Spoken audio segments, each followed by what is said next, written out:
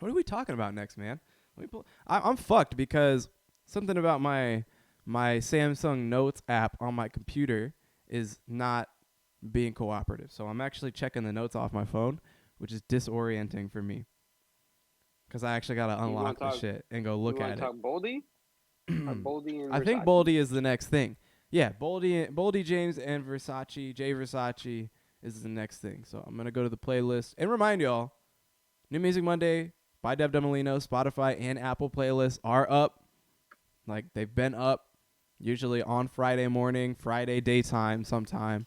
So if you get to that day of the week and you're looking for new music, I want you to remember that I have it. At least what I'm listening to and what we're going to talk about on the podcast is on the playlist. So subscribe to those and just check them weekly because you'll know what we're going to be talking about and you'll be ready to hear about it. But again, one of those things that we wanted to bring up last week, I think would have been the centerpiece of our conversation, our podcast last week, would be the Boldy James and Jay Versace tape. Now, I'll keep it real, Trent. I'm glad it's not the centerpiece of an episode, to be honest. And that's not because I don't think it's good. It's just it's a short project, and it's, you know, to me it's supplementary to one of the better projects of the year, in my opinion, in Teapot of China. So I wanted to pause there for a sec to just ask you, like, how is Teapot in China for you, like, right now? Because we really liked it through different parts of the year. I'm still finding some replay value in it. So what about you?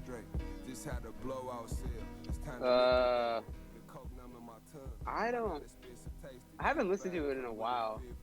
I think it's still in my top 15 or something. I mean, I like I said, that was the first album that came out this year that I loved.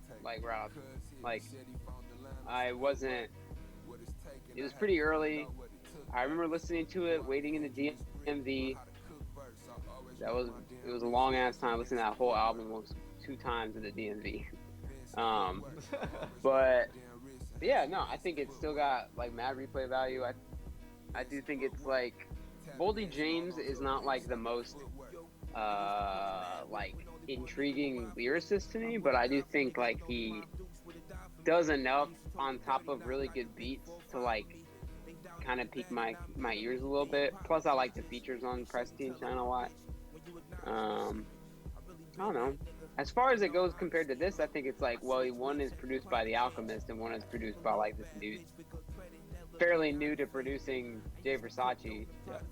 So there's definitely like a level of quality difference, but they're both really good. And so far, you know, like, it seems like he's out to make these pretty instrumentals with these weird notes. So that's kind of what I picked up enough, you know, from just what I heard. But again, it's a short project, so you don't pick up a ton. But I think that's nice that it's a short project. This fairly, like you said, new to producing, you know, producer, just giving you a taste of like the direction.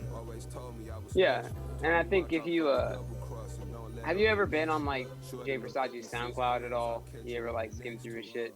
No, actually. I would do it because I did kind of have an idea of like what he was going to do with this project before he even did it. Because he's got quite a bit of music on there. None of it's all like instrumentals. It's not a lot of like, I think he produced a song for like C.S. Armstrong or something that's really good, but for the most part, it's mostly just like instrumental tracks. But like you said, I think his like bread and butter is going to be like these very pretty, very like twinkly kind of beats that don't have like crazy drum patterns or anything. They're just like, you know, they're just mostly loops of like really cool songs. I think the cool thing about him is like Jay Versace, as far as I know, I don't really know much about him other than that he was originally like on Vine, but like originally a Viner, a YouTuber, I mean really an actor and just like an internet personality. Right, and given that he was like kind of big on Vine, it leads me to believe that he's probably in the same kind of age group as me and you. Like he's 22. All right, so that makes sense. So to be 22, I know this that like age doesn't have a lot to do with like what kind of musical craft you have or anything like that. But to be 22 and to make beats that are like, I feel like when you're 22, it's hard to restrain yourself from doing too much, especially when you're working all of a sudden with dudes like West Side Gun, and you produce a song for Tyler and produce a song for Freddie, and like all these really cool kind of like OG dudes in hip hop right now. Not that West Side's been around forever, but I mean he has, but not that he's been in the limelight forever. Anyway, that's beside the point. I feel like it's easy to like fall into this trap where you're like, man, I got to do everything I can. You want to make the fattest like, beat. Right. But I think it shows a lot of restraint and a lot of like ability to kind of curate what exactly you're doing when you're able to make beats that don't do too much. Like I feel like this tape is really good at just doing exactly enough to give somebody some room to work with, like Boldy, who, like I said, isn't like the most amazing, like not the most captivating rapper, but he's a good lyricist and he's like interesting enough to listen to. I feel like, you know, you just give him a good loop and you can make a really cool track, and that's what all of these are. Yeah, like simplicity. Simplicity yeah. is the key to it. Yeah. And to some degree, again, we kind of brought this up with the Nas thing, you know, like how we look at it macro versus micro. And this is one of those projects where I don't really feel a need to go so micro on it. Yeah. You know, not saying that I would find anything terrible about it if I went into the details. That's not exactly what I'm saying. Like, I don't want to talk about those details. It's more so just like, hey, a lot of what's great about this is on the face. It is on the nose. It is within the simplicity of the track. It is all like, I mean, I re-listened to this a couple times yesterday, but before that I heard this once. And not because I didn't want to hear it again, but because I pulled enough out of it that first time, because a lot of it is, it just kind of is what it is. And it sounds pretty great, you know, like this is all, Jay Versace is working in that very same space of music that we're totally interested in.